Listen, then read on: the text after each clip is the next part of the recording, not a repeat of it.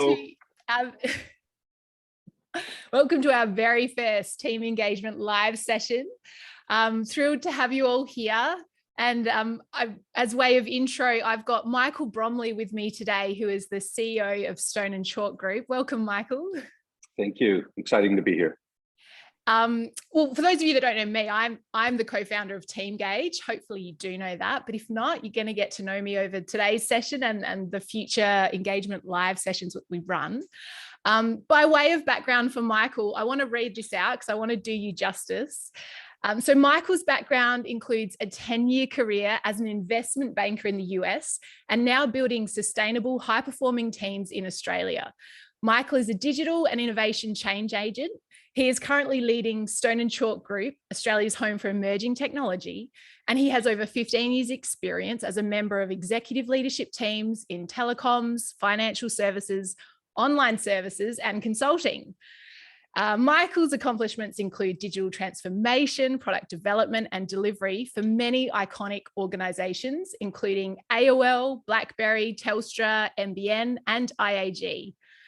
Michael's a two-time founder and has been an integral part of 5 different startups in the USA and Australia. So welcome, Michael. Thank you. We're going to have to shorten that bio. It was pretty long, but I feel like that does you justice. It's a fairly impressive background. And I love that you've had that, you know, the founder, that sort of startup, high-tech, high growth experience combined with some of those bigger behemoth corporate entities. So from a team point of view, I think that'll be really interesting to hear sort of some of your experiences there. Yeah, there was definitely some ups and downs. Yeah. So, you know, today's all about talking about high performing teams and how we can foster that kind of performance. Hopefully there'll be some really great takeaways for everyone. And so I think maybe to kick it off, you've obviously led a heap of teams in that background that you've had. What do you think are the key aspects of high performance? Yeah, and look, not only I'm happy to answer that because it's job one for me. In fact, when I come into a new organization like I did with Stone & Chalk, one of the first things I did was start to institute an approach and a program around high performing teams. And it actually just stuns me that organizations don't do this. But really, in terms of what's important to me, there's 5 things. It's having the core behaviors and skills that you want your business to reflect. So I think of it as behavior-led transformation. It's understanding context and why that's 1,000 times more important than control. Yep. It's not about telling people what to do. It's about people understanding what you're trying to achieve. Yep. It's about understanding that you have to focus on high performance. It doesn't just happen. You don't just achieve high performing teams. You cultivate environments where they can grow and blossom and thrive. So it requires a constant approach and focus. It's about also letting go, because once you do have high performance on board, you know, the last thing you want to do is throttle it or tell it what to do. You want to create freedom and responsibility. And if you have the right context, it's simple to do that. And the last thing is then, you know, recognizing and rewarding people for displaying the behaviors and the core values that you want. And also letting the whole team understand that, you know, you can't walk by certain behaviors or actions.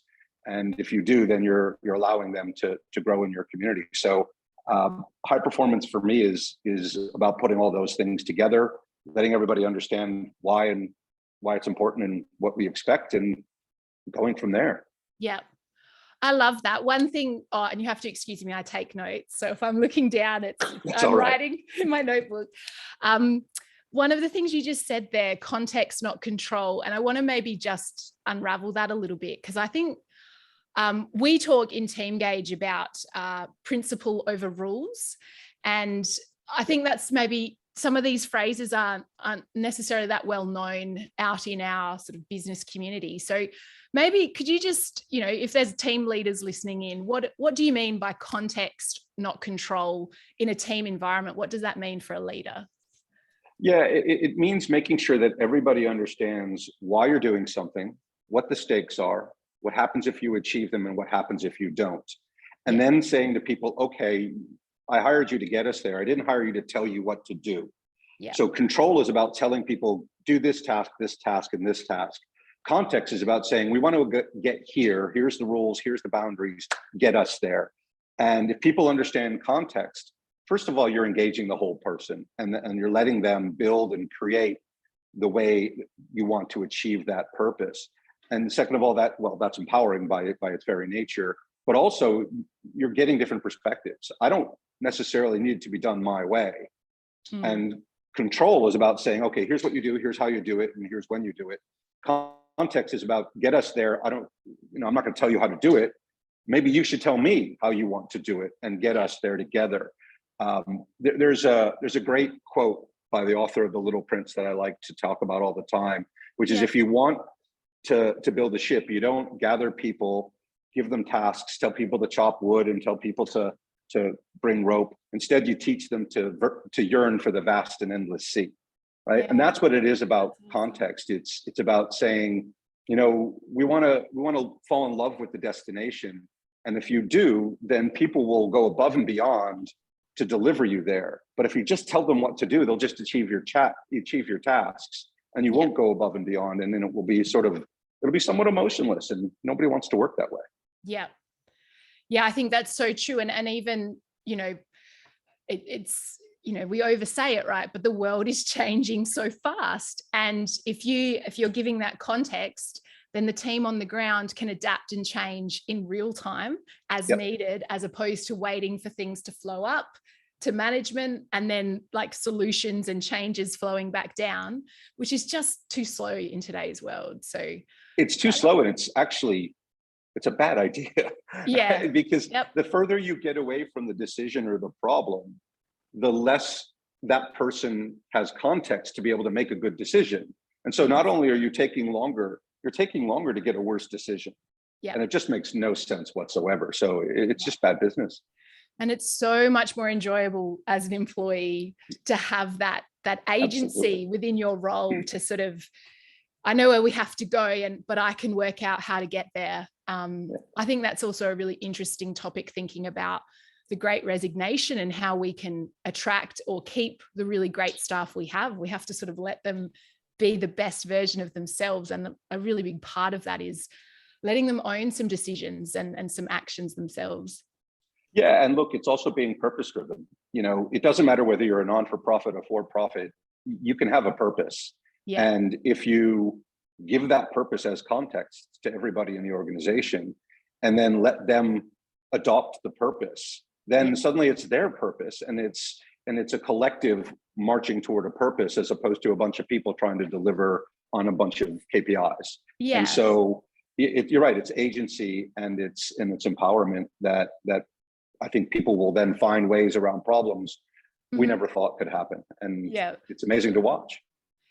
I'm also going to keep referring to the time, because I'm notorious for talking lots and going over. And I know that some of my team will be whipping me if I go over time. And obviously all our viewers, we've promised 20 minutes, so I'll keep an eye on that. But one of the things I wanted to talk to you about with your experience, both in bigger corporates and maybe like those smaller companies, and obviously being a founder and being a CEO at times, you talk about purpose. I think when you're a founder like myself, purpose and getting people to buy into that in my company should be relatively easy, because I own that, and I can employ people who care about it. But in a bigger company, and maybe some of the people listening today are in this situation where you're in a really big company and maybe purpose is set right at the top, but for your team on the ground, depending what area you're in, you might be a little bit detached from that purpose. And I think something that I've talked about, and I'd love to hear your thoughts on this, is whether team leaders should actually be, in certain situations, creating their own kind of sub-team purpose and values. But yeah, what are your thoughts? If you're in a big corporate, maybe a little bit detached from the purpose, maybe the values are a bit generic, that respect and integrity, and they're a bit vague and a bit broad. What do team leaders do in that situation to create that kind of context around purpose? Yeah, it's an interesting one. My personal view is that if you're detached from the purpose, that's a failure of your leadership. I don't care how big your company is. I've been with very large organizations. IAG had thousands and thousands of people over multiple countries and continents, and every single person in that organization in every country could recite the purpose. We're here to make the world a safer place. Yeah. It's really simple and it's really well done, and everybody bought into it. And the truth is they lived it. And so the organization basically said, if you're working toward our purpose, go ahead, do what you're trying to do. It doesn't give you an automatic green light to deliver or spend money, but it's an automatic green light to explore. Yeah. And as long as you're doing that and the business is living those values, then that's fine. Where I find it breaks down in large organizations is it's frankly, it's all BS, right? The best purpose statements and value statements I ever heard came out of Enron. I mean, they're beautiful, gorgeous, incredible, and they all went to jail. For being corrupt, right? So purpose statements are only as good as the people in the company that issue them. And so at the end of the day, if it helps you to create a sub-purpose within the organization to help achieve that purpose, I think that's fine. And if you're detached from it, then it's really incumbent on you as a leader to go seek your leadership and say, you know, this isn't working. Why? Because if the whole company doesn't understand and live for the purpose, that's a failure at leadership at the top level. Yeah, I love it. I think that's something we should be hold them accountable. Challenging more companies on. All right, so let's talk about business culture. Obviously, I guess a lot of things we've been talking about fit into that, but maybe if you could tell us, who do you believe is responsible for business culture and why? So, yeah, I admit, and maybe I'm giving away secrets, but you guys let me know this question ahead of time. And I only say that because it was really interesting that you wrote the question was, who's responsible and who's accountable? The answer is nobody's responsible and everyone's accountable. And the reason no one's responsible is because culture is, I've said this a million times, culture is not a program, it's not a set of tasks, it's not a thing at all. Culture is the byproduct of the interactions of human beings. So a group of people in a room, there's a culture that forms. It's probably a microculture if it's a temporary thing. But a lot of people in an organization for a period of time, the culture is the interactions and the behaviors of those humans. And the only way you can influence that is to, one, establish those core values and principles, make sure that people understand that that's the context that they're coming into, make sure that people are self-regulating that so that they're questioning any actions that are inconsistent with your values. And if you have that, then the culture forms out of that. Now, you can't create that culture or even decide where it's going to go or how it's going to work. But what you can do is create an environment where a culture that you'll be happy with can form. It's like growing a plant. You fertilize the ground, you add water, maybe you add some plant food and some other things, and a plant will grow healthily. But you don't know exactly how it's going to look. You don't know how tall it will grow or how many leaves it will have.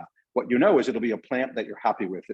If it's a plant that has flowers or vegetation, it'll grow healthy ones. That's all you can care about. And the idea is to create that environment where it can grow healthily. And if you do that, then the culture will evolve and change, and that's okay.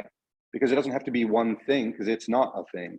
As long as it continues to meet your values, achieve your purpose, and is behavior driven, it can work.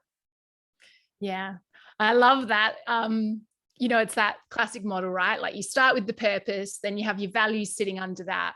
And then you have to hold people to account that their behaviors are in line with both of those. And that's correct. That's a lot easier said than done, right? Like as a leader in a team, especially if you have, high performers in terms of hitting KPIs or hitting numbers, but some of their behaviors around the way they go about it aren't in line with those values. That's, I guess, where it's really hard. But I suppose that comes back to that's your job as a leader. Yeah. Well, I would argue with you that, sorry, but those aren't high performers, right? Yep. High performers are not jerks. High performers are givers and takers. They coach, they learn, they sponge it up, they give it out. They don't think of their job as a silo. They don't think of what they're there to do as to achieve tasks. They're there to make the whole thing work. And if they're not delivering on that promise, then I don't consider them high performers. That means they're a bad hire, right? Yeah. Everyone's heard no brilliant jerks, right? That's the definition right there and there. So yeah, I would say if you do have high performers, it's actually quite easy. If you have high performing pretenders, it's really hard. And that's where your job as a leader is difficult, because you might have somebody hitting numbers, but if they're not a true high performer, your job is to get rid of them or convert them. Yeah. That's tough. Yeah, that's good. I haven't heard it put in that way before, but I'm like, yeah, that's a mindset shift, right? Going, even labeling them as high performers because they're hitting numbers kind of frames it as they're the ideal employee, and they're not. You're right, they're not. And so even labeling, they shouldn't be called high performers just because it's a holistic definition, right? You have to be contributing and moving the company forward in every way, not just financially or not just by hitting targets, but by progressing the organization toward its purpose and its values and its behaviors are a part of that. And that's where it becomes sustainable or insustainable. And so my job as a leader is to create a sustainable high performing team, not a high performing team that will last a day, a week, or a month, which you can do with jerks, but you can't do it even with brilliant jerks sustainably. So I'd rather have a high performer or a mid-level performer who could aspire to high performance with training and experience than a high performer who's a jerk and peters out after a few months or a week. But then you have to replace them anyway. And they do more damage than just their own impact, because they'll take other people down with them. Yeah, so it's about really hiring for values fit and people with potential to get there, maybe on the skills side, rather than that high skilled or high performance that's your choice record. But I would argue my job as a leader is to hire people who have the skills and the behavior and the values.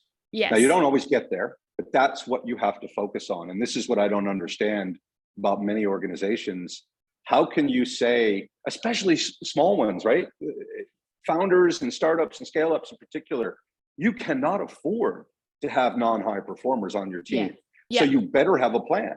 It's like, would you start without a business plan? Would you start your business without a strategy? Would you start your employee experience without an employee experience strategy? And so the way I do it is you start with the corporate strategy, you get those principles and those core values, but then you build your customer experience and your employee experience strategies.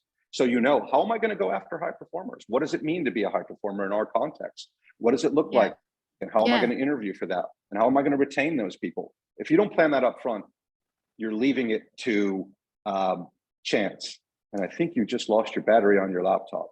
I did. Oh, well, there we go. Can you hear me?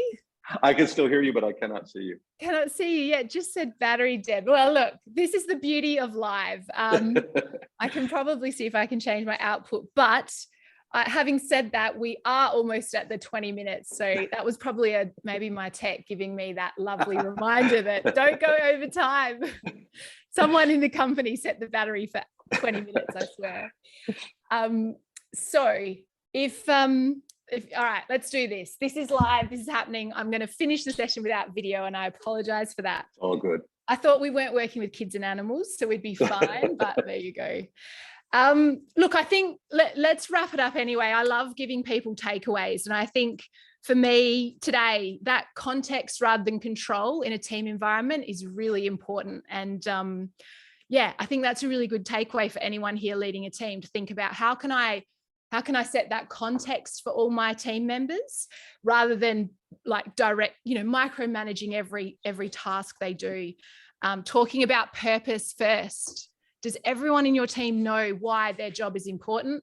And if not, right, talk about that more. Okay. Guess we are working with kids after all. We are, yeah. So my 9-month-old's just come in the room. We've got someone trying to fix the video. All good.